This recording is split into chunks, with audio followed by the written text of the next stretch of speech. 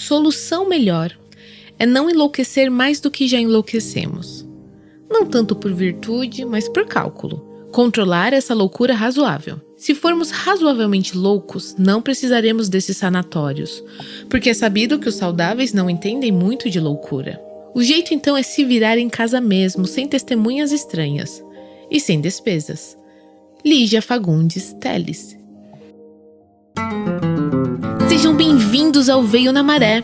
Eu sou a Carol Simão e esse programa é um oferecimento do Clube Ictus, o clube podcast de quem lê de tudo, mas sempre com óculos cristãos. No programa de hoje vamos conhecer um pouco mais da vida e obra da escritora brasileira Lígia Fagundes da Silva Telles.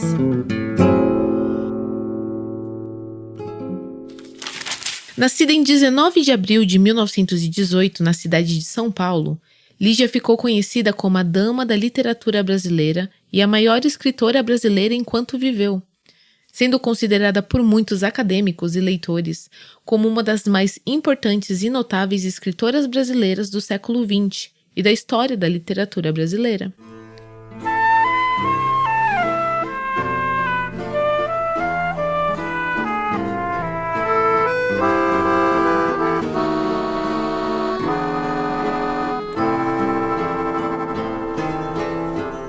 Nessas noites olorosas, Suas primeiras histórias nasceram quando Lígia não tinha ainda 10 anos de idade, nas páginas finais de seus cadernos escolares. Filha da pianista Maria do Rosário de Moura e do advogado e promotor público Durval de Azevedo Fagundes, Lígia cresceu em diferentes cidades do interior de São Paulo. Ainda na infância, aprendeu a ler e a escrever em casa, portanto mudar de cidade, e isso a deixou atrasada nos estudos. Quando seus pais se separaram, Lígia e sua mãe se mudaram para a capital paulista, e então a menina ingressou na Escola Caetano de Campos, na qual passou a interessar-se por literatura, incentivada pelos seus maiores amigos, os escritores Carlos Drummond de Andrade, Edgar Cavalheiro e Érico Veríssimo, formando-se em 1937.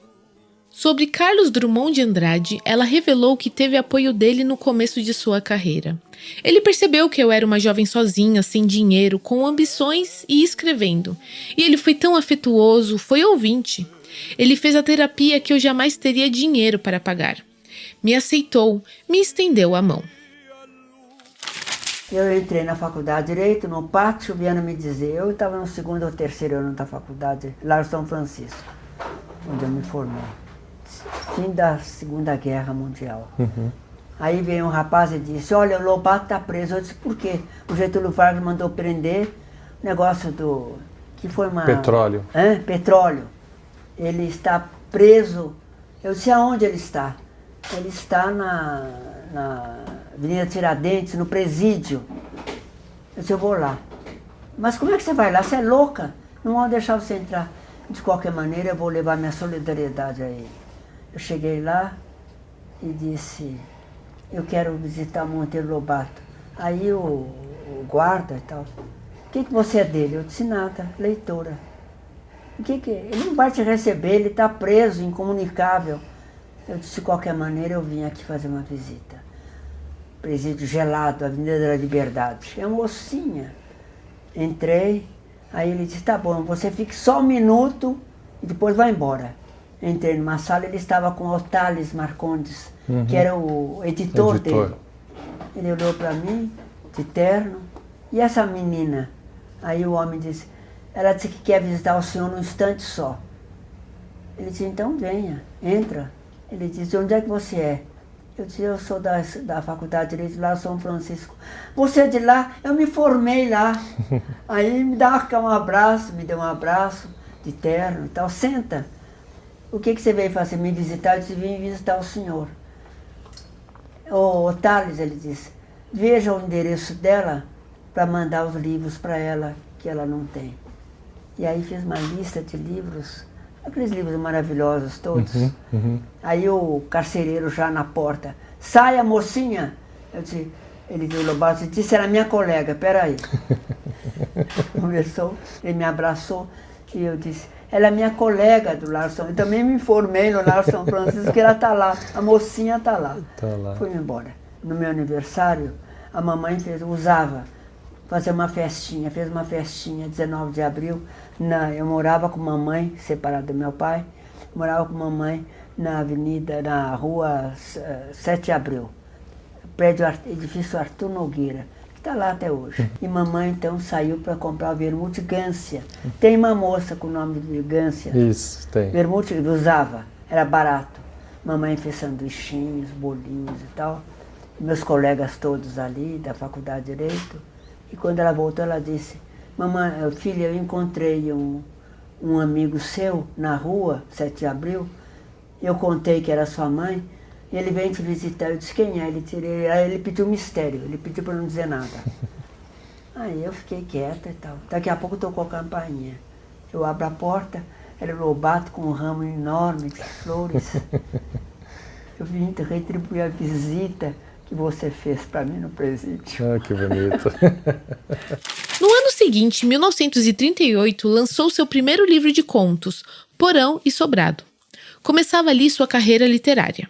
Durante os anos seguintes, publicou outros contos e livros, mas foi somente com a publicação do romance Ciranda de Pedra, em 1954, que a paulistana ganhou notoriedade como escritora. Para o crítico literário Antônio Cândido, o romance marca o amadurecimento intelectual de Lígia. Suas ficções de poucas, mas intensas páginas inovaram o fazer literário da época e conquistaram definitivamente o público. Lígia foi reconhecida pela força de suas personagens femininas e pelas histórias curtas e intensas, que mudaram para sempre a literatura brasileira. Esse livro me deu muita alegria porque eu pude desembrulhar essas personagens numa época muito embrulhada, que foi a época da ditadura militar. São 3 as meninas. A primeira menina é Lorena, que é rica, virgem e que ama secretamente, ama um homem casado. A segunda, a Ana Clara, que é Ana Turva, teve uma infância horrenda, uma infância de atraso e miséria. A terceira personagem é a Lia, que chamam de Leão, que é uma guerrilheira, é uma comunista. Ela tem paixão por Che Guevara e ela, então, trabalha com grupos políticos de São Paulo, tentando dar um jeito nesse horror que ela considera que é o povo do Brasil, que é o próprio Brasil. Aquele brilho, aquele exemplo de conforto, gozo, esses desastres, esses crimes, tudo isso é desespero. O povo está sem esperança e nem sabe. Então, fica subindo nos postes, dando tiro à toa, bebendo querosene e gasolina de pura aflição, madre. Medo. Eu estava assim, desorientada. Agora eu sei o que devo fazer. As 3 são amigas, e elas se apoiam uma nas outras, mas são frágeis, como é frágil a própria juventude.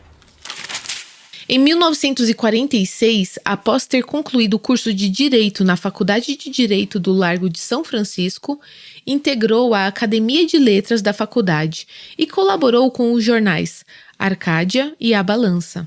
No ano seguinte, em 1947, casou-se com Gofredo Teles Júnior, de quem herdou o sobrenome, e com quem teve Gofredo da Silva Teles Neto. Mas seu casamento terminou em 1960. Em 1962, casou-se novamente com o crítico de cinema Paulo Emílio Salles Gomes, ficando casada até 1977, quando ele faleceu. Este homem existiu. Ele fundou a Cinemateca Brasileira. Ele morou durante cerca de 20 anos em Paris e lá aprendeu com o diretor Langlois da Cinémathèque Française toda a estrutura da Cinemateca Francesa e trouxe para o Brasil e criou aqui este luxo para um terceiro mundo, que é uma Cinemateca Brasileira que tem no momento cerca de 50 mil filmes. Toda a obra dos grandes cineastas brasileiros e também estrangeiros, né? Então, Humberto Mauro, Glauber Rocha, está tudo na Cinemateca. Fundada a Cinemateca esta pelo Paulo Emílio. Fundou ele, Paulo Emílio, escolas de cinema por todo o Brasil. Foi o primeiro doutor em cinema no Brasil. E eu brincava, agora, Paulo Emílio, você precisa ter um anel. Todo doutor tem um anel. Ele disse, vamos ver uma cor, de que pedra combinaria com a minha tez. Além de trabalhar como escritora, Lígia trabalhou como procuradora do Instituto de Previdência do Estado de São Paulo, cargo que exerceu até sua aposentadoria, e foi presidente da Cinemateca Brasileira, fundada pelo marido Paulo Emílio. Em 1982, ingressou na Academia Paulista de Letras e, em 1985, ocupou a cadeira de número 16 da Academia Brasileira de Letras, tomando posse em 12 de maio de 1987. Imaginai uma reunião na linha dos malditos, dos raros, daqueles que, pelos caminhos mais inesperados, escolheram a ruptura. Fora do tempo e ocupando o mesmo espaço, estão todos numa sala. É noite. Os gênios ignorados, num país de memória curta, que parece preferir os mitos estrangeiros, como se estivéssemos ainda no século XVII, sob o cativeiro do reino. Os mitos estrangeiros que continuam, sim, nos vampirizando. Nós já estamos quase esvaídos e ainda oferecemos a jugular no nosso melhor inglês. O vosso amor é uma honra para mim. Com esse humor incandescente, ele, Gregório de Matos, iria se empenhar de novo na denúncia dos males que desde o século XVII já afligiam o país, centralizados na política com seus demônios crônicos, na delirante corrida pelo poder. O demônio da gula, leia-se voracidade. O demônio da vaidade e o demônio da soberba. O burocrático demônio da preguiça, esse vem se arrastando por último. O duro ofício de testemunhar um planeta enfermo nesta virada do século. Às vezes o medo, a negra tinta do medo, viscosa, morna. Mas o escritor, esse precisa se ver e ver o próximo na transparência da água. Ele tem que vencer o medo para escrever este medo e resgatar a palavra através do amor, a palavra que permanece, sim, como a negação da morte. Às vezes o medo, às vezes a esperança. O homem vai sobreviver. Sei que é preciso apostar, e de aposta em aposta, cheguei a esta casa para a harmoniosa convivência com aqueles que apostam na palavra. Sei que estou feliz nesta noite. Vejo minha família e vejo os meus amigos, esses amigos que me acompanham e me iluminam. Naquele mesmo ano, tornou-se membro da Academia das Ciências de Lisboa. Ganhadora de todos os prêmios literários importantes do Brasil, foi homenageada nacional e internacionalmente, tornando-se em 2016, aos 92 anos, a primeira mulher brasileira a ter sido indicada ao Prêmio Nobel de Literatura. Lígia morreu em 3 de abril de 2022, aos 103 anos, de causas naturais. Seu velório foi aberto ao público na Academia Paulista de Letras, no Largo do Arouche. Na manhã seguinte, seu corpo foi cremado no cemitério da Vila Alpina, na zona leste de São Paulo, tendo a cerimônia sido restrita apenas aos familiares. Sua morte teve grande repercussão na mídia e diversas personalidades e figuras políticas prestaram suas homenagens nas redes sociais ou em aparições públicas. Em entrevista, Merval Pereira, presidente da Academia Brasileira de Letras, descreveu-a como uma figura exponencial e declarou que a escritora foi fundamental, não só para a literatura. Ela foi uma grande líder feminista. Ela relatava sua vida moderna e fazia isso colocando as mulheres em uma posição de destaque. Então, além de grande escritora, ela era uma grande figura humana. A literatura brasileira perde uma grande mulher. Já José Renato Nalini, em nome da Academia Paulista de Letras, escreveu: a mais notável personalidade da literatura brasileira, patriota e democrata, já era lenda em vida.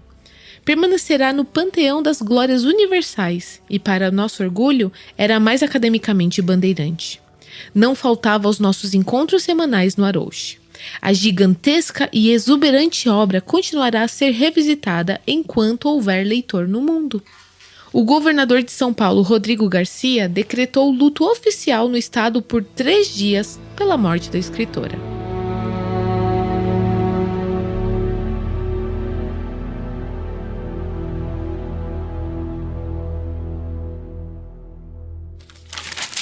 Essa inspiração aí é o tal do mistério, você compreende? É o tal do mistério que vem novamente e que é difícil de explicar. Eu acredito, como Rimbaud era um poeta muito importante, um poeta francês, que eu amo muito, Rimbaud.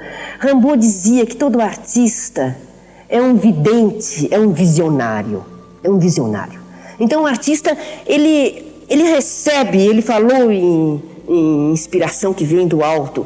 Eu acredito que o artista é envolvido por uma aura, um certo sortilégio, uma magia.